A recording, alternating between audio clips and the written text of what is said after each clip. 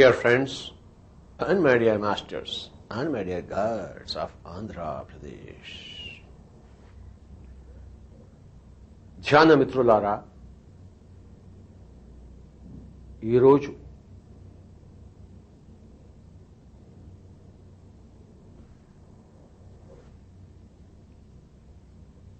అత్యద్భుతమైన, అత్యంత మౌలికమైన సూత్రాన్ని మనం విశేషంగా తెలుసుకుందాం. ఈ సూత్రం తెలియకే అందరూ సతమతమవుతున్నారు. ప్రపంచంలో దుఃఖంతో జీవిస్తున్నారు.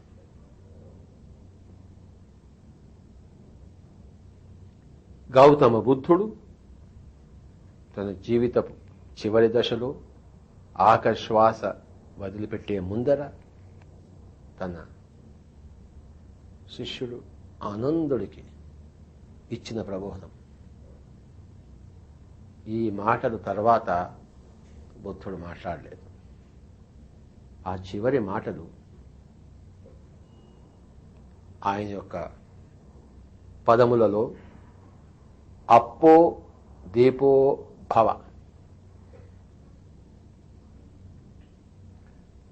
అంటే పాలీ భాషలో ఎవరి దీపాన్ని వారే వెలిగించుకోవాలి.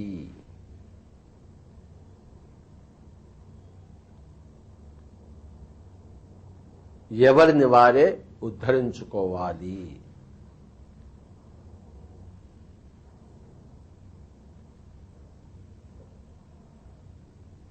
మన జీవితాన్ని ఇంకొకరి చేతుల్లో పెడితే వాళ్ళు ఉద్ధరిస్తారులే అని మనం అనుకుంటే, వారి మీద ఆధారపడితే కుక్క తోక పట్టుకుని గోదావరి ఈదినట్టే అన్నాడు గౌతమ బుద్ధుడు. ఏ బుద్ధుడైనా, ఏ బుద్ధి లేని వాడికైనా చెప్పేది అదొక్కటే, నిన్ను నువ్వు వెలిగించుకోవడంలోనే నీ బుద్ధి ఉన్నది అని. ఇంకొకటి మీద ఆధారపడితే నువ్వు బుద్ధి లేని వాడవు. నీ కాళ్ల మీద నువ్వు నిలబడాలి. నీ జీవితాన్ని నువ్వు సరిదిద్దుకోవాలి. ఓ దేవుడా, నా కొడుకుకి ఉద్యోగం ఇయ్యి, నా కూతురికి పెళ్లి చెయ్యి, నా కడుపులో క్యాన్సర్ ఉంది తీసేయి.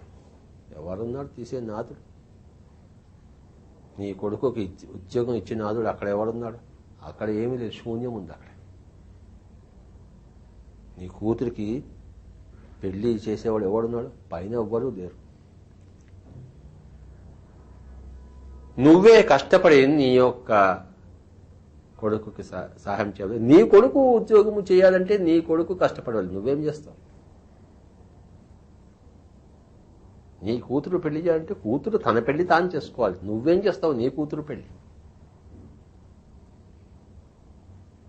కూతురు ఎదిగినప్పుడు తన పెళ్లి తాను చేసుకోవాలి. కొడుకు ఎదిగొచ్చినప్పుడు తన ఉద్యోగాన్ని తాను వెతుక్కోవాలి. నీ కడుపు నొప్పి ఉంది, నీ కడుపు నొప్పిని నువ్వే బాగు చేసుకోవాలి. నీ కడుపు నొప్పిని డాక్టర్ ఎలా బాగు చేస్తాడు? వచ్చింది నీకు అతనికి సంబంధం ఏమిటి? ఒక మనిషికి ఇంకో మనిషికి సంబంధం లేదు కదా. పండిత పుత్ర పరమశుంఠ. నువ్వు కష్టపడి పాస్ అయ్యావు, నువ్వు మంచి ఉద్యోగం సంపాదించుకున్నావు. నీ కొడుకు కూడా కష్టపడి చదివితే పాస్ అవుతే ఉద్యోగం సంపాదించుకుంటాడు. వాడేమో కష్టపడడు, నువ్వేమో వాడికి ఉద్యోగం ఇస్తా అంటే ఎలా ఉంటుంది? చెల్లదు మిత్రులారా, చెల్లదు.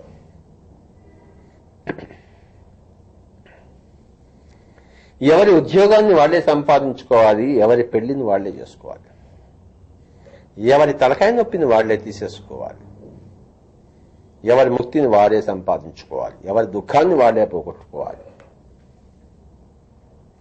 ఎవరికి వారే యమునా తీరే.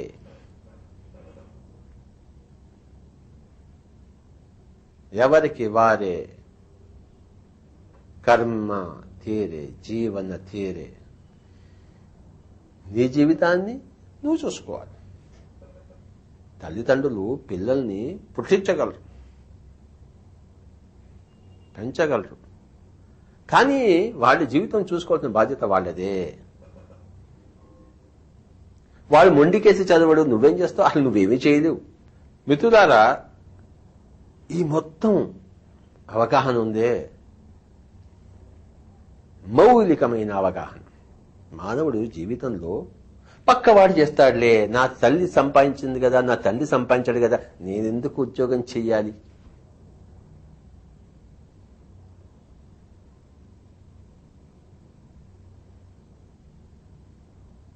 అని దుఃఖాలకు ఒక క్షణం మెరుపు జీవితం జీవిస్తాడు, జీవితం అంతా అంధకార జీవితం జీవిస్తాడు.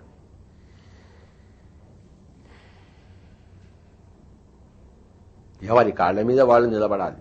అప్పో దీపో భవ. ఎవరి దీపాన్ని, ఎవరి ఆత్మదీపాన్ని, ఎవరి మానసిక దీపాన్ని, ఎవరి బుద్ధి దీపాన్ని, ఎవరి శరీరాన్ని వారే వెలిగించుకోవాలి, రక్షించుకోవాలి. You cannot afford to depend upon others. Dependence అంటే పరాధీనపు బ్రతుకు, చీకటి బ్రతుకు, స్వాధీనపు బ్రతుకు, వెలుగు బ్రతుకు. దీపం అంటే వెలుగు. పక్కవాడు నిన్ను వెలిగించజాలడు, నిన్ను నువ్వే వెలిగించుకోవాలి. గౌతమ బుద్ధుడు ఆనందుడికి చివరిగా ఇచ్చిన సందేశము అప్పో దీపో భవ. మిత్రులారా, అప్పో దీపో భవ, అప్పో దీపో భవ. కనుక మిత్రులారా, ఈరోజు మనము అప్పో దీపో భవ అన్న మౌలిక సూత్రాన్ని తెలుసుకుంటున్నాం.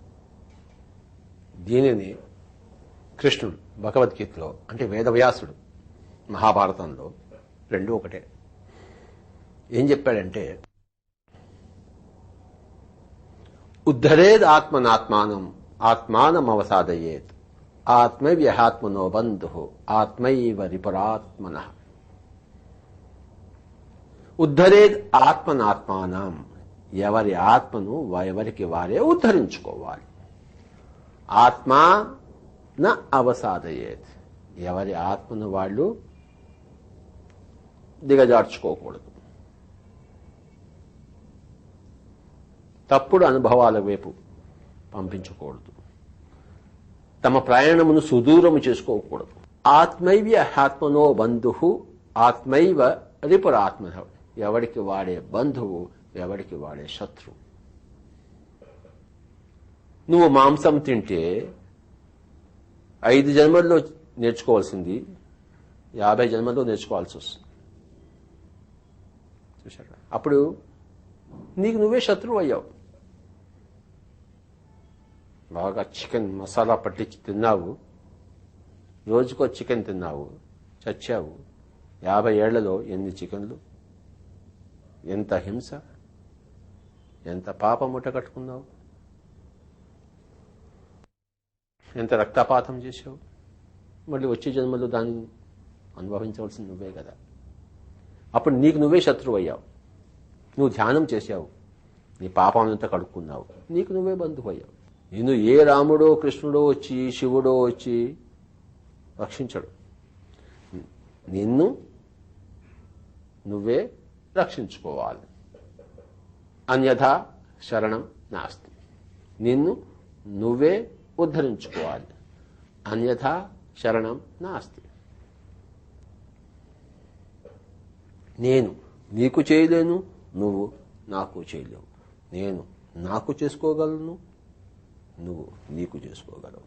ఎవరికి వారే యమునా తేరే.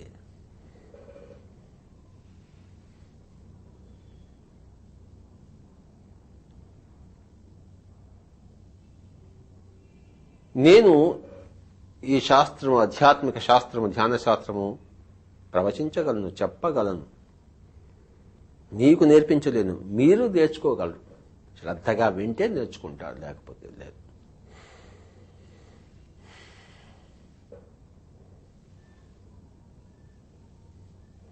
సంస్కృత పండితుడు సంస్కృతం చెప్తుంటాడు క్లాసులో. నేర్చుకునేవాడు శ్రద్ధగా వింటే నేర్చుకుంటాడు. వీడికి శ్రద్ధ లేకపోతే వాడు వీడికి నేర్పించగలడు. రమణ మహర్షి ఏమన్నారంటే, గురియే గురువు అంటే నీ యొక్క శ్రద్ధే నీ గురువు, వాడు నీ గురువు కాదు. వాడు చెప్తాడు, క్లాస్లో చెప్తాడు, వెళ్తున్నాడు. నువ్వు శ్రద్ధగా వింటే, నీకు గురి ఉంటే నువ్వు నేర్చుకుంటావు. నీకు శ్రద్ధ లేకపోతే, నీకు ఏకాగ్రత లేకపోతే, నీకు గురి లేకపోతే నేర్చుకో. ఎవరు నేర్పిస్తున్నారు నీకు? నీ శ్రద్ధ నీకు నేర్పిస్తోంది. ఎవరు నీకు నేర్పించకుండా ఉన్నారు, ఆటంకవాది అయ్యారు? నీ అశ్రద్ధ, నీ గురి లేకపోవడం. రమణ మహర్షి ఎంత చక్కగా చెప్పాడో, గురి ఏ గురువు. నీ శ్రద్ధ నిన్ను పునీతుణ్ణి చేసింది, పవిత్రుని చేసింది, పురోగామిని చేసింది. నీ అశ్రద్ధ ఎక్కడ వేసిన గొంగళి అక్కడే ఉన్నావు. నీ జీవితము ఎంత వేగవంతంగా సాగాలో అంత వేగవంతం లేదు, చతికిల పడి ఉంది. ఎందుకంటే నువ్వు ఎవడో వస్తాడు, ఏదో చేస్తాడు, ఉద్ధరిస్తాడు అనుకుని ప్రార్థనలు చేస్తున్నావు, సాధనను విస్మరించావు. గౌతమ బుద్ధుడు ఏమన్నాడంటే, అరే భాయ్ సాబ్, ప్రార్థన छोड़ो, साधना को पकड़ो, साधना को अपनाओ. స్వామి దయానంద సరస్వతి ఏమన్నాడంటే, ఆర్య సమాజ స్థాపకుడు, మూర్తి పూజ మెట్టు కాదు అగడతా అన్నాడు. ప్రార్థనను వదిలిపెట్టేసి సాధన చేపట్టమన్నాడు గౌతమ బుద్ధుడు. సాధన చేయాలి. సంగీత ప్రార్థన ఉందా, సంగీత సాధన ఉందా? సంగీత సాధన ఉంది, సంగీత ప్రార్థన లేదు.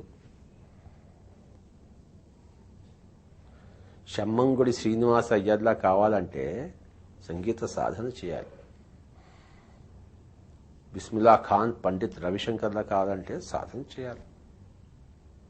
వాళ్ళ విగ్రహాలు పెట్టుకుని ప్రార్థన చేస్తే వస్తుంది. ప్రార్థన చూడో, సాధన పకడో. చూశారా? సాధన వల్ల నిన్ను నువ్వు ఉద్ధరించుకుంటావు, ప్రార్థన వల్ల నిన్ను నువ్వు వృధాపరుచుకుంటావు.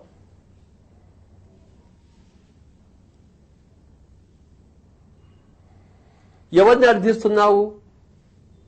ఎవరు వచ్చి నిన్ను బాగు చేస్తారు? ఎక్కడి ప్రార్థన?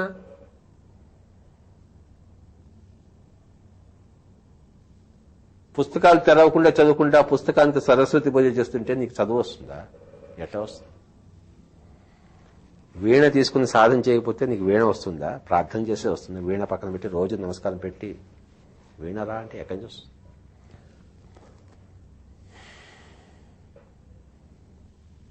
సాధన, ఎవరి సాధన, ఎవరి దీక్ష, ఎవరి శ్రద్ధ వారికి బంధువు. సాధన మీద చెప్పాడు. బుద్ధుడుకు ముందు అందరూ ప్రార్థనలు చేస్తున్నారు, అందరూ దుఃఖంగా ఉన్నారు. ఎటు చూసినా బుద్ధుడు దుఃఖాన్ని చూశాడు. ఎందుకు చూశాడు? అందరూ ప్రార్థనలు చేస్తున్నారు. దేవుడికి, కనపడని దేవుడికి ఈ తిరగాడే దేవుడు మొక్కుతున్నాడు. రామచంద్ర దుఃఖంగా ఉన్నాడు. ఆ ప్రార్థన వల్ల అన్ని సమకూరేటట్లయితే ఎన్ని ప్రార్థనలు జరుగుతున్నాయి, ఎన్ని పూజలు జరుగుతున్నాయి, అందరూ ఎంత ఆనంద డోలికల్లో ఉండాలి. కానీ గౌతమ బుద్ధుడు సకల దేశకాల పరిస్థితులు అన్ని చోట్ల సర్వత్రా దుఃఖాన్ని చూశాడు. ఒక్కడు కూడా ఆనందంగా లేడు. ఎన్ని గుడులు, ఎన్ని చర్చిలు, ఎన్ని మసీదులు, ఎన్ని కార్యక్రమాలు జరుగుతున్నాయి, మరి ఒక్కడు కూడా దుఃఖరహితుడుగా లేడే. ఎందుకంటే చెయ్యకూడనిది చేస్తున్నాడు, చెయ్యవలసింది చేయటం లేడు. చెయ్యకూడనిది పరాధీనము, చెయ్యవలసింది స్వాధీనం. అప్పో దీపవా, నీ దీపాన్ని వెలిగించే బదులు నూనె ఉంది, వత్తి ఉంది, నీ చేతిలోనే అగ్గిపెట్టి ఉంది, ఎవడో వచ్చి వెలిగిస్తాడు, ఎవడో వెలిగిస్తాడు. ఆ ప్రమిదని వెలిగించవచ్చు, నీ జీవితాన్ని ఎవడో వెలిగించగలడు.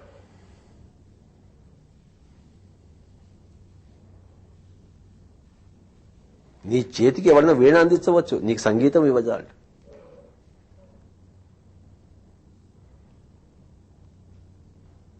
నీ చేతిలో కెమిస్ట్రీ బుక్ పెట్టవచ్చు, నీకు కెమిస్ట్రీ జ్ఞానం ఇవ్వజాలట. నీ జేబులో డబ్బు పెట్టవచ్చు, నీ మనసులో దుఃఖాన్ని తీసేయజాలడు, అశాంతిని తీసేయజాలడు. ఇంపాసిబుల్. నీ విద్యను నువ్వే సంపాదించుకోవాలి, నీ మనసును నువ్వే శాంతపరచుకోవాలి, నీ రోగాన్ని నువ్వే తీసుకోవాలి. ఉద్ధరేదాత్మనాత్మానం ఆత్మానం అవసాదయేత్ ఆత్మైవ్య హ్యాత్మనో బంధు ఆత్మైవ రిపరాత్మనః. ఏదైతే భగవద్గీతలో చెప్పబడిందో యేసుక్రీస్తు కూడా, యేసు ప్రభు కూడా అదే చెప్పాడు. As you sow you reap.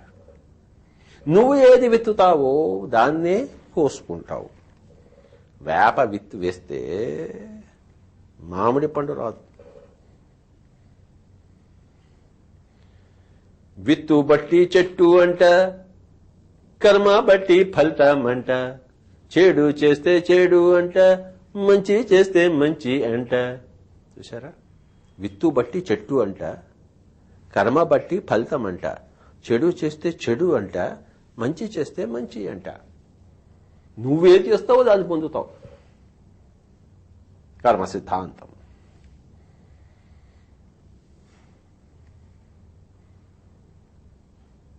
కర్మ సిద్ధాంతం ఏం చెప్తుందంటే నీ జీవితాన్ని నువ్వే వెలిగించుకోగలవు, ఇంకొకడు వెలిగించజాలటు.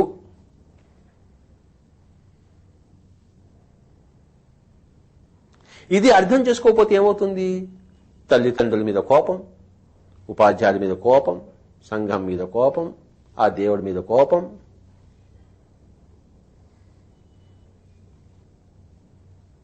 నువ్వేం చేయవు, పక్క వాళ్ళ మీద కంప్లైంట్స్, కోపం.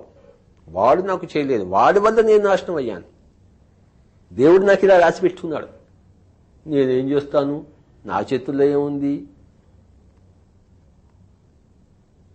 ఎంత మూర్ఖతో చూడండి.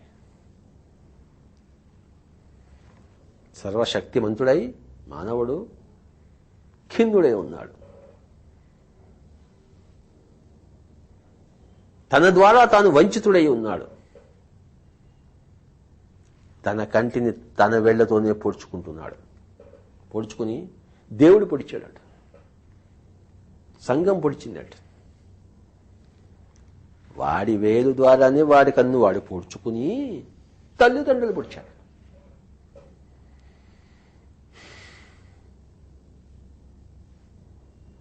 చూశాడు. గౌతమ బుద్ధుడు అప్పో దీపో భవ అన్నా, భగవద్గీతలో ఉద్ధరేద్ ఆత్మనాత్మానం అన్నా, యేసు ప్రభు as you sow you reap అన్న మౌలిక సూత్రము, మౌలిక సత్యం. పరాధీనపు బ్రతుకుకు స్వస్తి పలకండి, స్వాధీనపు బ్రతుకుకు నాంది పలకండి. ప్రార్థనలకు తిలోదకాలు ఇవ్వండి, సాధనకు హారతి పలకండి, స్వాగతము పలకండి.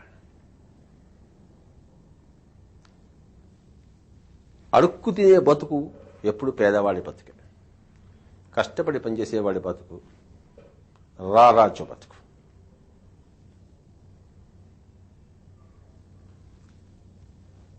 కనుక మై డియర్ ఫ్రెండ్స్, ఆధ్యాత్మికతలో ప్రప్రథమంగా చెప్పేది ఏంటంటే నీ వాస్తవానికి నువ్వే సృష్టికర్తవు.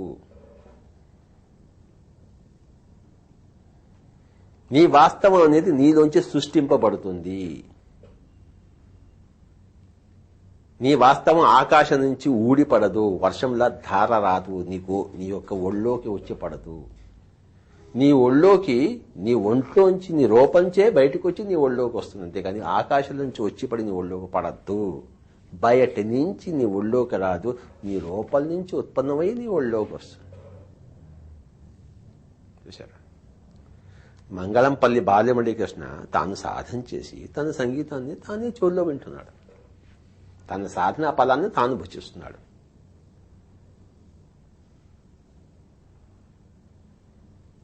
పక్కవాళ్ళ సాధనా ఫలాన్ని నువ్వు భుజించజాలవు.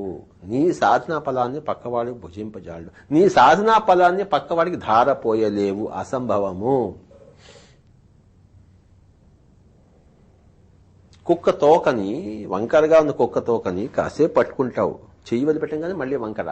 అదేం పట్టుకోవడము, అదేం తిన్నగా కాలేదు. అది నువ్వు పట్టుకుని వేస్ట్. కుక్క తోకని పట్టుకుని కుక్క సంతోషిస్తుంది, నా తోక తిన్నగా అయిపోయింది అని చెప్పేసి. వీడు కూడా నీ తోకని నేను తిన్నగా చేశానంటాడు. వదిలిపెట్టగానే మళ్ళీ యథారాజా తథాప్రాజా, మళ్ళీ కుక్క రావాలి.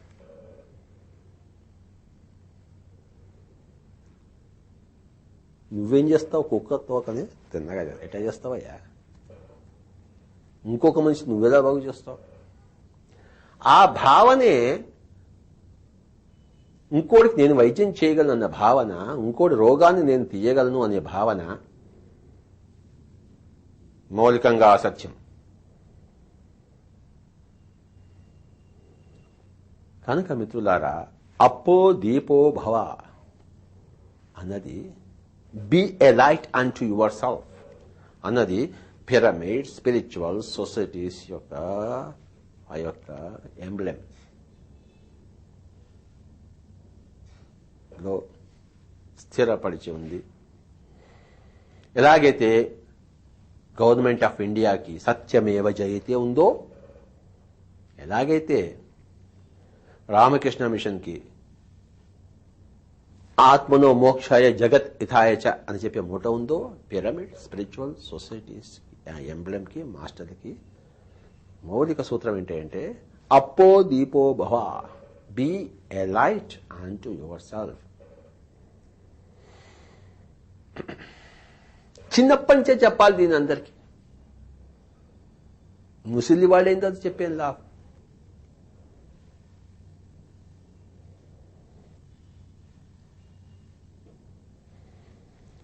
ఇక్కడ పిరమిడ్ స్పిరిచువల్ సొసైటీస్ లో ప్రతివాడు వస్తాడు, మొట్టమొదటిసారిగా వస్తాడు. స్వామి ధ్యానం నేర్చుకోవాలంటే అయిపోయింది ఒక క్షణం. కళ్ళు రెండు మూసుకో, చేతుల్లో చేతులు పెట్టు, శ్వాస మీద ధ్యాస పెట్టు, ఇంకా పోయాను. ఇంకా నువ్వు సాధించవలసింది నువ్వు. స్వామి నువ్వు నాకు ప్రాబ్లం తీసేయాలంటే నేను నీ ప్రాబ్లం తీసేయను, పో ఇక్కడి నుంచి, సాధన చేసుకో. మా తల్లి ఆరోగ్యంగా లేదండి అంటే మీరు ఏమైనా చేయండి అంటే క్వశ్చనే లేదు, నేను ఏమీ చేయలేదు. నా తల్లికే నేను చేయలేదు, నువ్వు నీ తల్లికి నేనేం చేస్తాను? నీ తల్లి ధ్యానం చేస్తే బాగుపడుతుంది. నువ్వు కూడా నీ తల్లికి ఏం చేయలేవు, నేను కూడా ఏమీ చేయలేదు, ఎవడు ఏమీ చేయలేడు. నీ తల్లికి ధ్యానం నేర్పు. ఆవిడే ఇష్టపడి నేర్చుకోవడానికైనా ఆవిడ ఇష్టపడాలి, నేర్చుకోవాలి.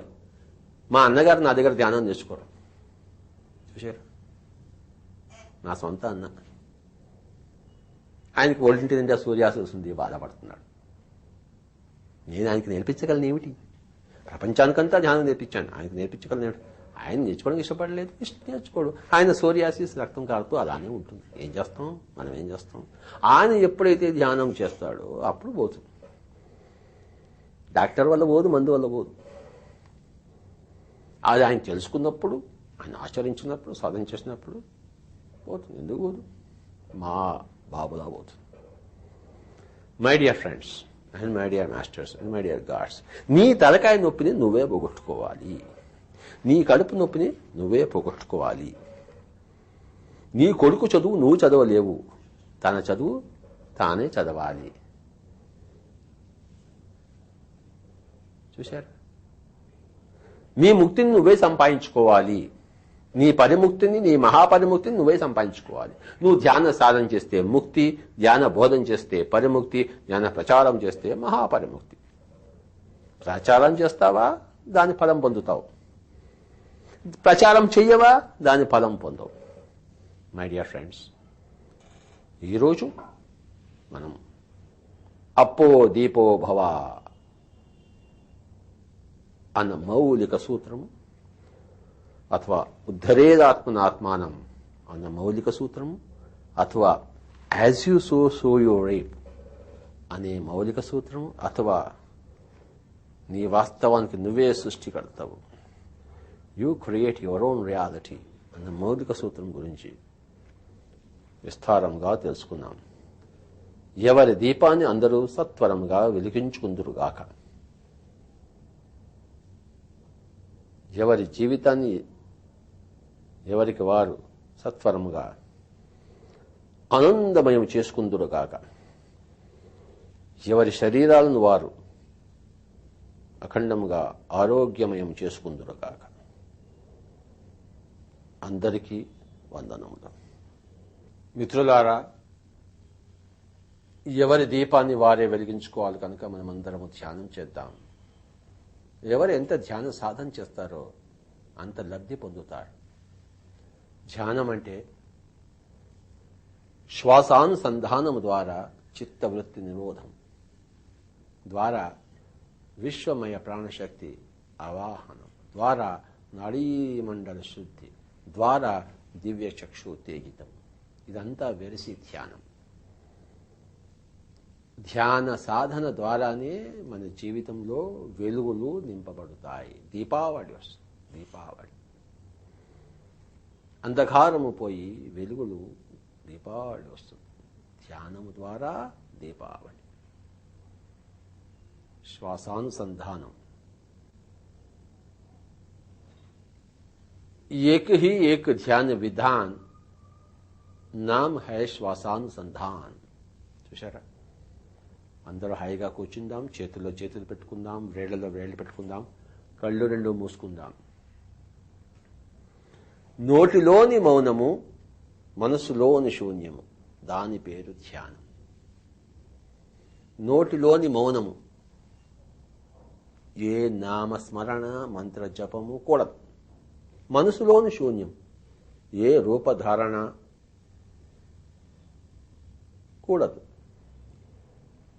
నోటిలోని మౌనము, మనసులోని శూన్యము, శ్వాసానుసంధానము, దాని పేరు ధ్యానం.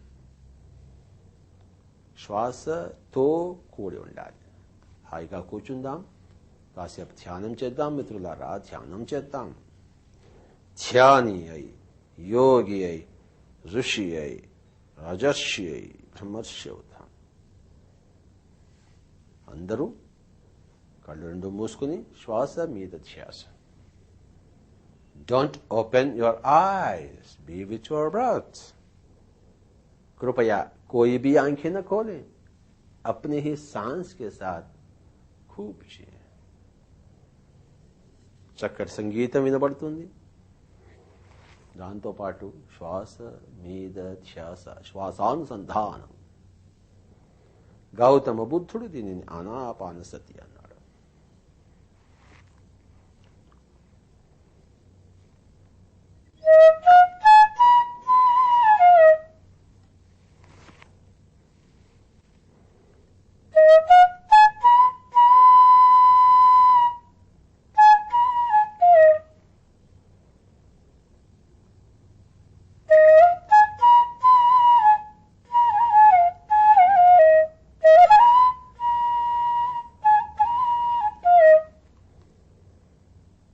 హాయిగా కూర్చుని కళ్ళు రెండు మూసుకుని శ్వాస మీద ధ్యాస.